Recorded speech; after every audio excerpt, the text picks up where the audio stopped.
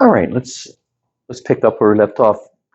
We won't go the full 30 minutes, just let you know, but I want to continue, get us to a good spot, and then we'll finish on Monday.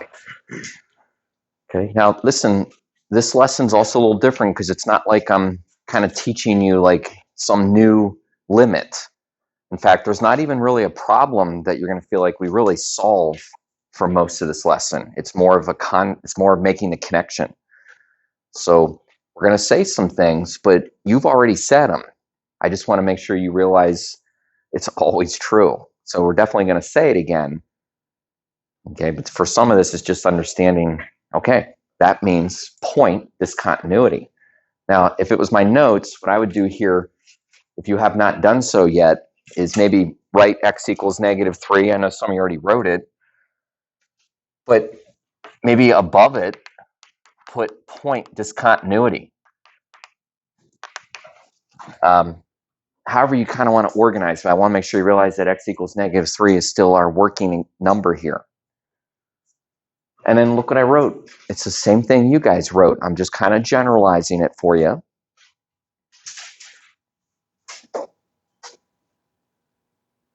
Now, even right now, as you maybe write down what's on the screen, try not to just be copying, like I'm purposely just giving you some time to think.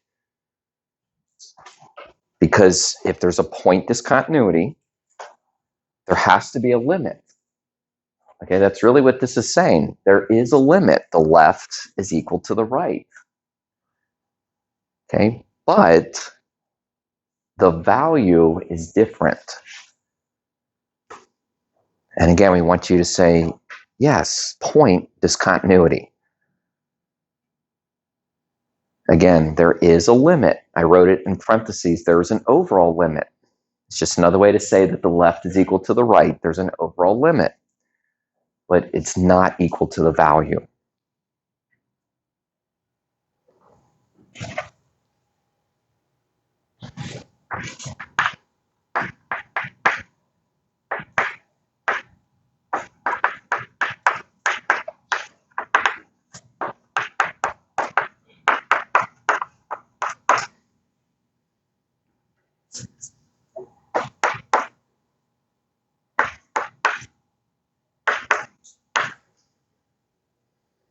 Trying to take what was on the post-it notes and make sure you guys can see it if you would like to write down sort of the specific answer.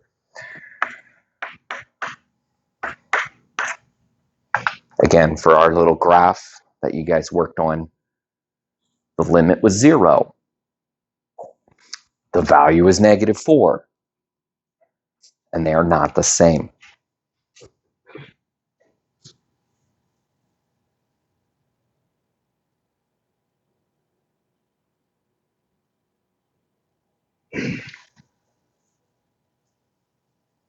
Okay, again, we're just using limit notation to kind of explain something that you actually have seen before. I know you guys have seen point discontinuity in an algebra class or a trig class. Limits now get their sort of hand in the game. They describe a point discontinuity.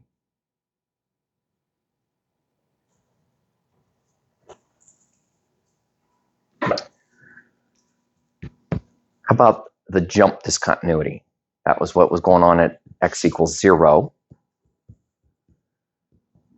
Jump discontinuity.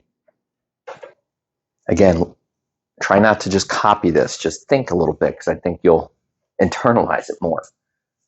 This is also one of those ones where if kids think about it, it's like, yeah, of course. If the left is not equal to the right, if the limits are different, then of course there's got to be a jump as you jump between two different y values.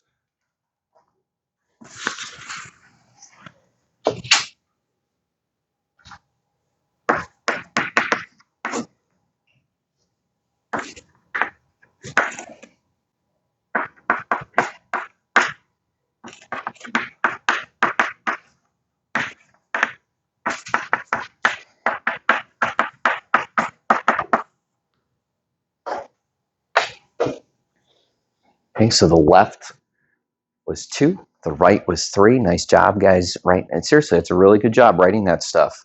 It's showing a lot of growth. Now we're just saying, hey, if the left and the right are different, please recognize that as a jump discontinuity.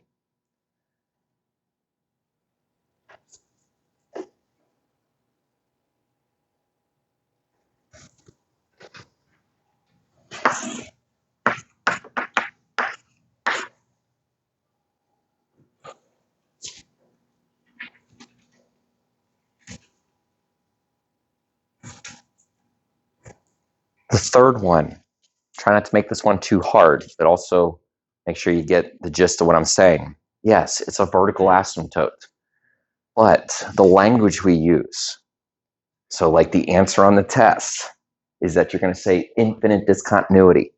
Don't say vertical asymptote. It's just the language that we use. So if there is a vertical asymptote, then it's infinite discontinuity. Because the word infinite is supposed to be describing the type of discontinuity.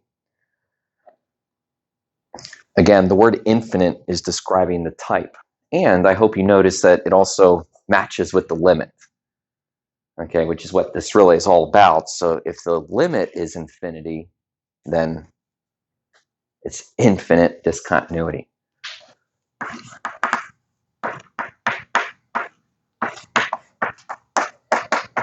I'm going to just generalize the post-it note to kind of like just the main one, which basically said that the limit as x approached 2 was infinity. We could say it's plus or minus infinity because the graph goes up and down, but that would be our basic summary of that post-it note. Okay, so again, these are all discontinuities. Now, x equals 4 is not a discontinuity. We actually have a name for that. Oops. We have a name for that. It's called continuous. And it is true that x equals 4, it was continuous.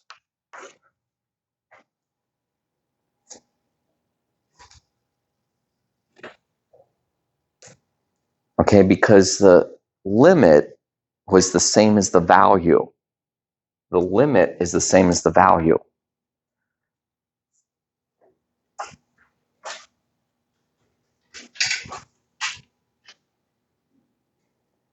Okay, that's honestly a really fancy way of saying that everything's filled in. You know, it's actually a point. Now, I want you to hear this also. There are many other places where this graph is continuous. Sometimes this is the one that sort of goes over people's heads. But do you understand it's continuous here? It's continuous here, here, here, here. I feel like I'm taking roll here. Okay. In other words, everywhere where it's not discontinuous, it's continuous. Okay, so x equals 4 isn't really anything special because most of the graph is continuous. Because most of the graph, the limit is the same as the value. Okay, or to put it in last year's terms, there's no break in the graph. But I want you to understand the limit notation for this. This is actually a test question. Okay, and we'll practice it again Monday because that gets people's attention. What, a test question? Yes, the limit is the same as the value. It's actually a really easy test question, but it's an important calculus idea. The limit is the same as the value. In other words, they're both equal to 2. Okay, now, just to kind of go back to that test question, because if you're like, well, I missed it, what the test question is, what does it take for something to be continuous? Because when things are continuous, we can do math to them. And again, the answer is really easy. The limit has to be the same as the value. When those things happen, it's guaranteed to be continuous. Okay. Remember, the antidote is that the limit is different than the value. That's why there's a hole in the graph. The limit is different than the value. Okay. But when the limit is the same as the value, then we're happy, at least mathematically happy. Now, we're going to do a problem. I said that there's not many problems that we do, but we're going to do a problem because sometimes you just feel a little better, like, what can I do with this? But before we do that problem, I want to touch on something that will come up Monday, because now is a good time to talk about it. Because Monday, we will take this stuff, we will use it to fix. We will use it to fix the discontinuity. And by the way, I will have a guest, very popular and fun guest will come along to help us do some fixing. I hope you're here Monday to see who that is. How can you fix? Let me rephrase that. What can you fix? You can only fix point discontinuity because the limit exists. Now, you got to come back Monday and we'll talk about how to do it. But let me just say it again. You can only fix a point discontinuity because the limit exists. And I'll fill you in a little secret. The way that we do the fixing is by using the limit. Okay, so we need to have a limit to be able to use the limit. Jump and infinite discontinuity, they're not fixable. They're not fixable because the limit does not exist. Even my special guest will not be able to fix a jump or infinite discontinuity. All right, so on Monday, we'll do some fixing. But it will only be a point that we can fix because the limit exists. I want to do one problem with you, kind of make you feel like, okay, here's something we can do with these ideas. I should have paused. Is there anything that you want to ask about here? Just any, what do you mean, or questions? Okay, let's do this one problem. It is, again, something we can do with this. Let's take a look at it.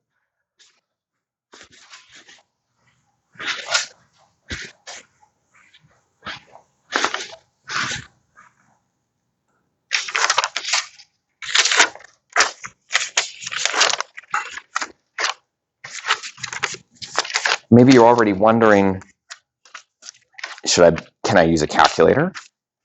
Okay. Or, should we be able to do this without a calculator?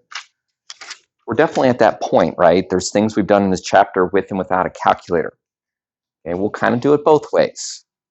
All right, so just if you're sort of thinking like that, that's good because you realize there's some different strategies.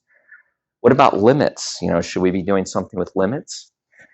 You'll find out that we don't really need a limit to answer this question, but I'm going to mix limits into it. So let's take a look. One thing I want you to realize about a discontinuity is that it's always an x value. And by the way, it's always a bad x value. Okay, it's bad because it gives you a 0 in the denominator. So a discontinuity is always an x value. And again, it's a problem x value. Now, what I'm insinuating here is that we can actually locate the discontinuities right now.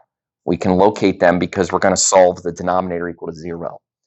And you do a little math, you do a little thinking, you make sure that you take the square root of 9 and not forget the plus or minus, and you end up with the location of your two discontinuities. Again, that's the location. Now, that's not supposed to be too terribly hard, but it's a good start. The other thing about this problem is that anytime you look at an equation, particularly a rational equation, and it can be factored, as kind of the story goes, you should factor it. You should factor it because you just never know what might happen. And again, as a math student, you have to recognize that some equations can be factored. So this one does. It's called a difference of squares, but it's factorable. Now you sort of look at that version of it and some things should catch your attention. For one, we see the same two answers. We see -3 and 3. But there's something else going on here. Now you've seen this before, this year a little bit, hopefully last year, but it's important. It's called a common factor. And whenever you have a common factor, that's always a hole in the graph. And by the way, the word hole in the graph can also be described as point discontinuity, trying to help you make that connection. Okay, so we're kind of ready to make like our first answer, and that is that because there's a hole in the graph, which was the common factor, we have point discontinuity. We have point discontinuity at x equals blank. X equals blank. I'm just pausing here because I want you to be careful that you don't just kind of say 3, because you see x plus 3. You need to say -3 because you see x plus 3. -3, of course, is the problem number. Okay, so there's point discontinuity. Now, you could cancel that. It's fine. It's not right or wrong to do it. But the truth is I still have this x minus 3 in the denominator. This is sometimes the part where kids are like, so what's that going to be? It's not a hole in the graph because it's not common. It could be a jump discontinuity. It could be infinite discontinuity. Okay, and I'm going to tell you, but then show you why it's infinite discontinuity. Again, I'm going to tell you, but then we'll show you why. And honestly, the reason why is because we're going to look at the graph. So I'm kind of mixing the graph with the algebra.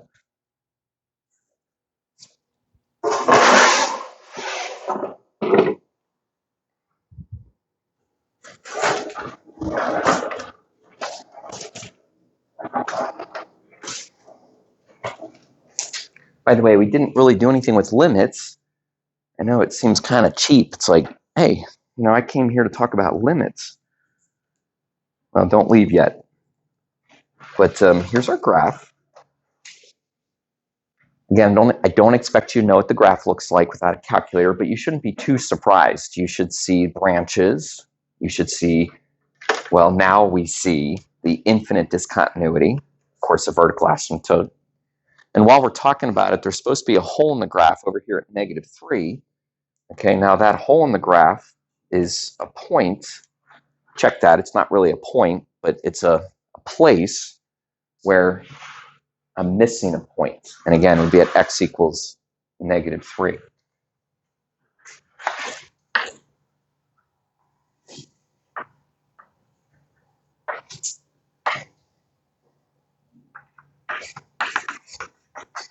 The graph is simply to confirm the answers that we found. I also want you to see that I put the hole in the graph below the x-axis. Sometimes people think that the hole is on the x-axis, but it turns out that the x-axis is an asymptote, so the hole is not on the asymptote.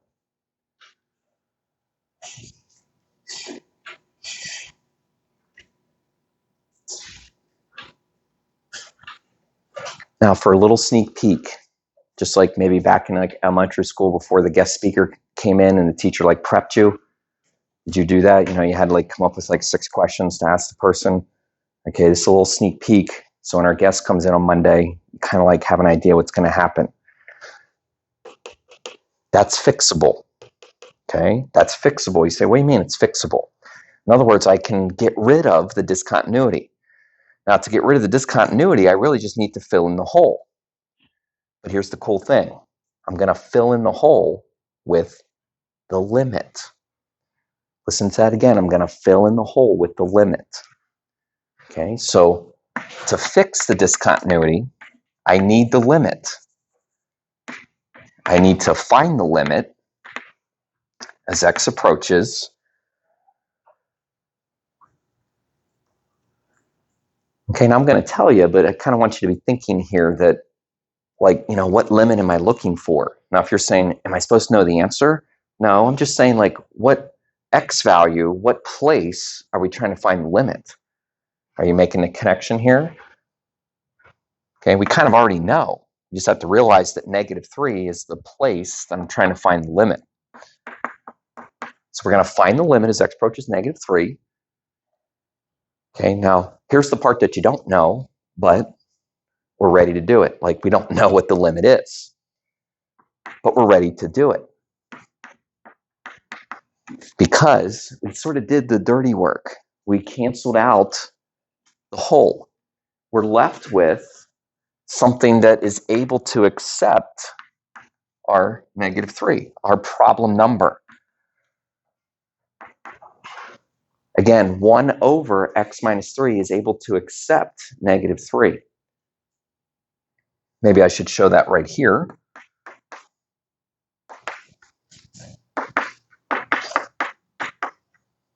But that -1/6 is our limit. Now you say, well, so what do I do with it? What do I do with it? You're going to make the value, at -3 equal the limit, which we just found to be -1/6. Now I'll show you how to make the value equal the limit on Monday, but it's just a matter of writing out something. So discontinuities.